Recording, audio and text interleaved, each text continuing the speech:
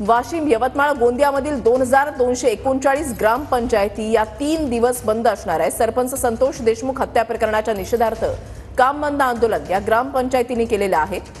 ही 3 दृश्य आपण या ठिकाणी पाहताय।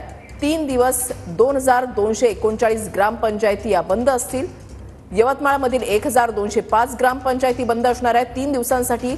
वाशिम जिल्ह्यामधील 491 ग्रामपंचायती तर गोंदिया जिल्ह्यामधील 543 ग्रामपंचायती या 3 दिवस बंद असणार आहेत। संतोष देशमुख यांच्या हत्येच्या निषेधार्थ या ग्रामपंचायती बंद असणार आहेत। ग्रामपंचायतींनीच हा निर्णय घेतलेला आहे।